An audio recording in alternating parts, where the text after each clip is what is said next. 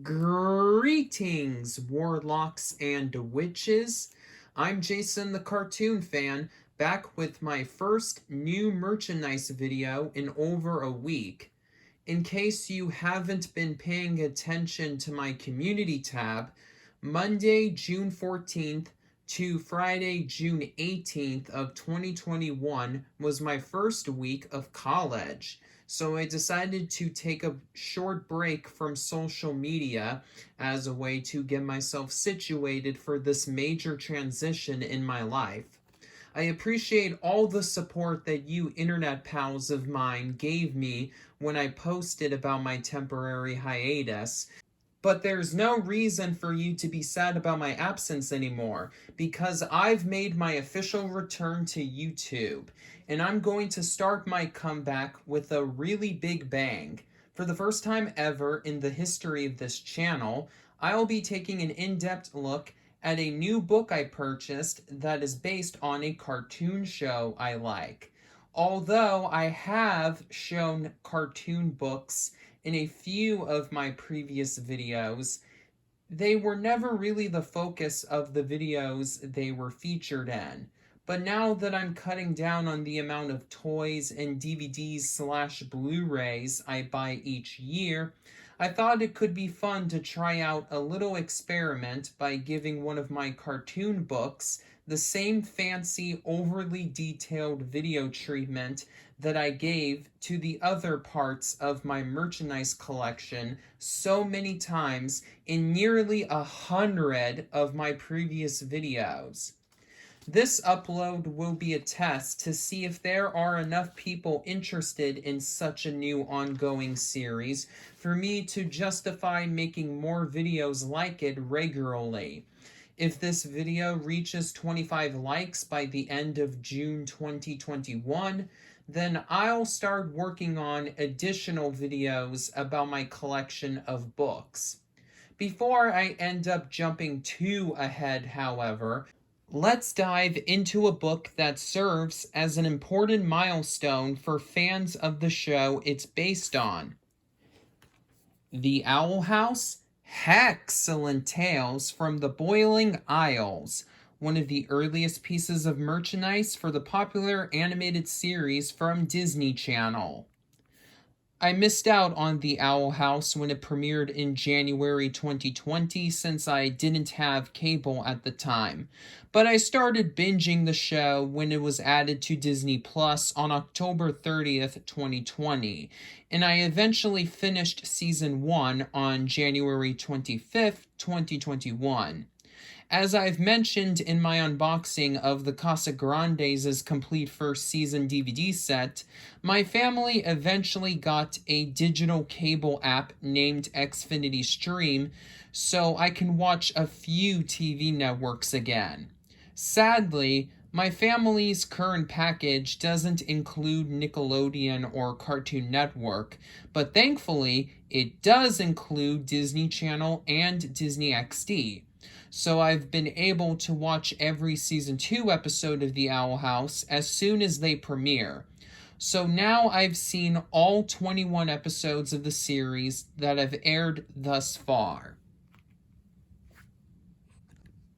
I'm not into it as much as I am into fellow Disney Channel cartoon Amphibia, which is tied with another animated house, this one being on Nickelodeon, as my favorite modern cartoon currently producing new episodes, but I still enjoy it enough to the point where I would buy some of its merchandise, which brings us to where we are now. Surprisingly, for a show with such a huge fan base, which it gained in a much shorter time frame than fellow modern Disney Toons, Amphibia, and Big City Greens, the Owl House currently doesn't have that much official merchandise. There are a few t-shirts released on Disney Channel's online store, but that was pretty much it prior to 2021, which is why I'm glad I stumbled across this book. Hex-cellent Tales from the Boiling Isles was published on February 23rd, 2021, and it's the Owl House's first tie-in book. Well, technically, it's one of the first two Owl House tie-in books, as it was published on the same day as a picture book based on the episode Witches Before Wizards. Though this Owl House book is a chapter book, it too is an adaptation. It's based on two mostly unconnected episodes: I Was a Teenage Abomination and Adventures in the Elements, both of which are from season 1, of course, since that was the only season around when this book was published.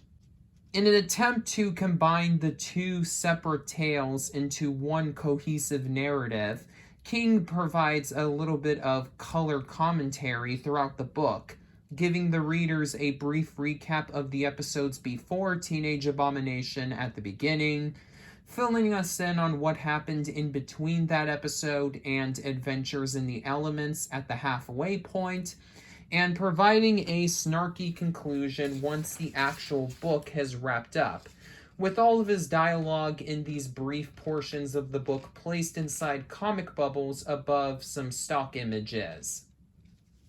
Disney published quite a few chapter book adaptations of TV episodes during the One Saturday Morning and classic Disney Channel eras of the company's television divisions, but those books began to die out in the 2010s. So this book is definitely a nice piece of merchandise to have in my collection for the novelty factor alone. I bought this book at Barnes & Noble for $6, and you can get a physical copy from Amazon for roughly the same price. The cool thing about the Barnes & Noble I purchased the book from is that it's literally down the street from my new school, Delta College. And since I have approximately 90 minutes of free time after class is over until I have to get on my first bus home, I was able to make a pit stop there on Wednesday, June 16th, 2021. I've actually been to the same location a few times before, as it's a great place to find some more niche books, particularly ones that are movie and TV show tie-ins. It's where I got a copy of the Star vs. the Forces of Evil book, Star and Marco's Guide to Mastering Every Dimension, on its March 7th, 2017 publication date.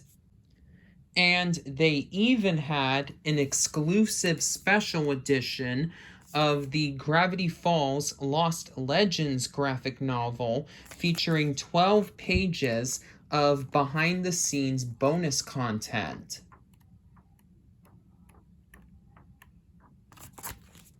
Which I purchased and showcased in an early video on this channel all the way back on May 4th, 2019.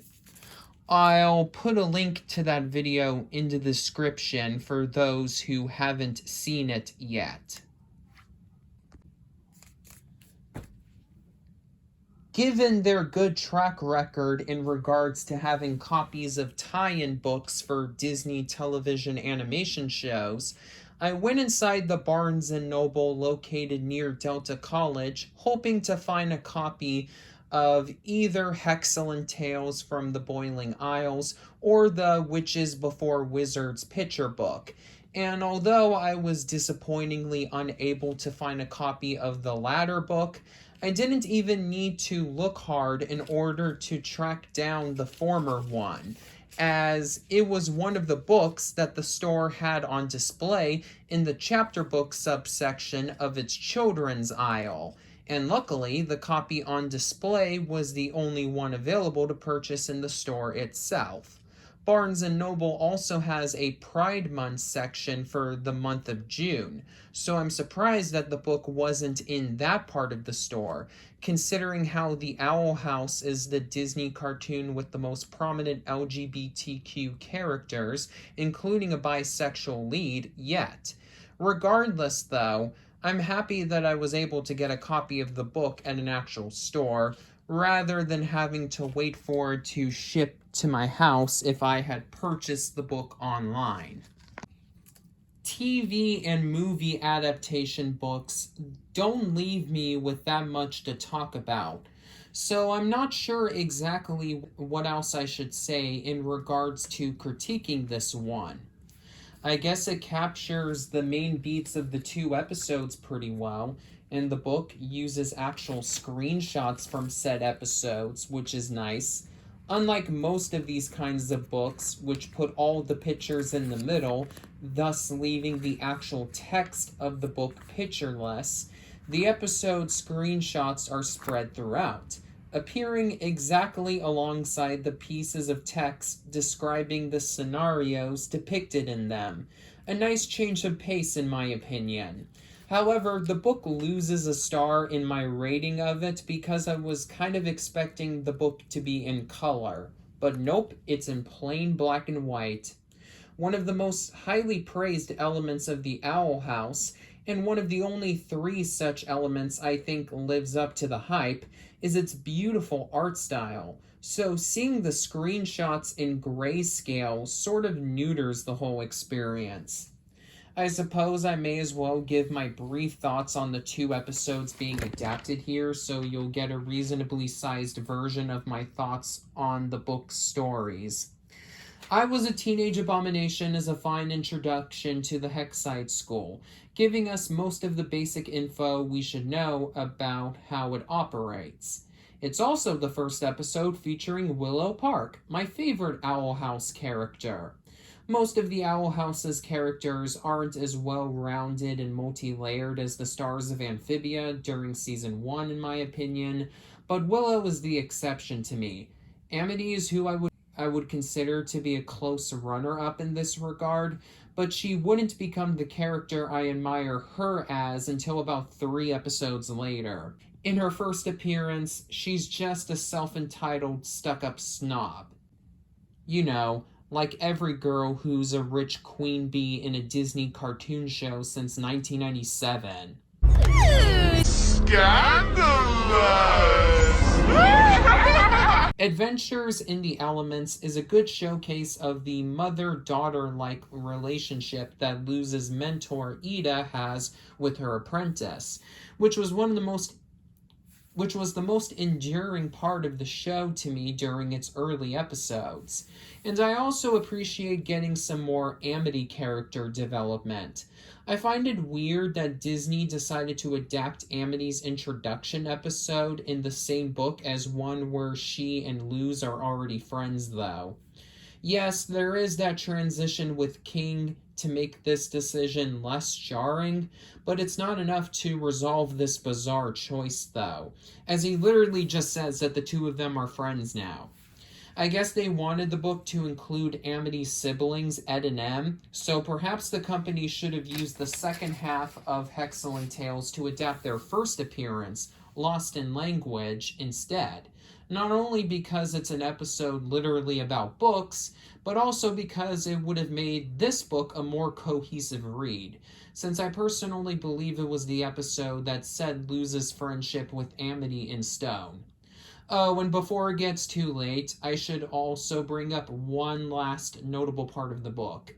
Like most junior novelizations of movies and TV episodes, this book suffers from a case of mild censorship to tone down the language that justified its source material's Y7 rating. Remember the line Luz delivered after realizing she forgot to return an Azura book she borrowed from Amity in Adventures in the Elements, thus creating an iconic meme that became the name of a YouTube channel featuring Owl House memes? Maybe even Amity. Amity! Oh, Cramity!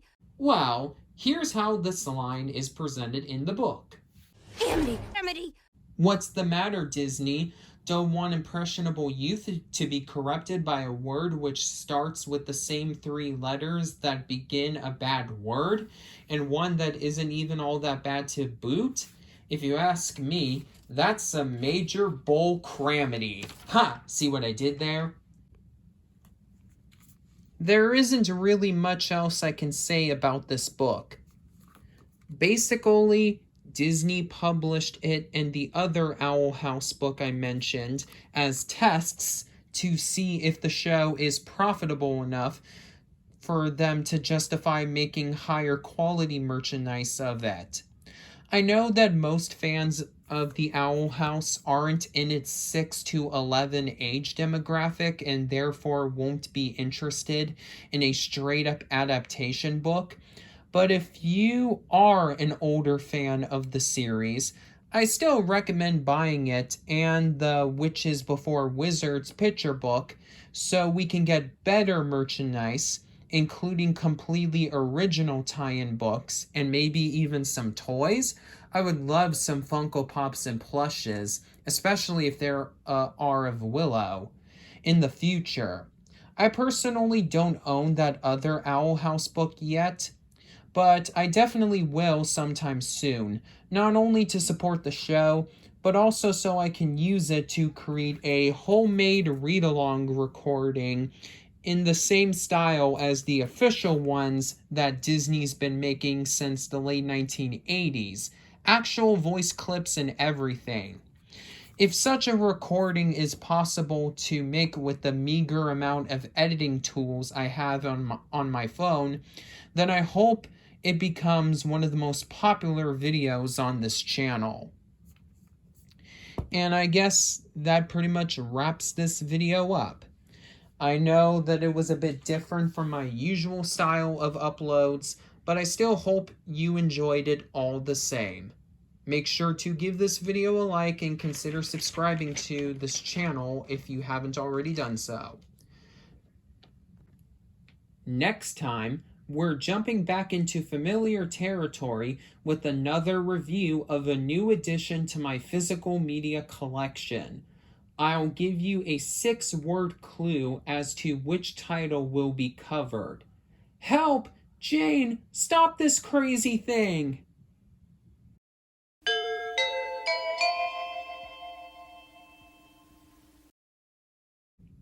Until then, this is Jason the Cartoon Fan signing off.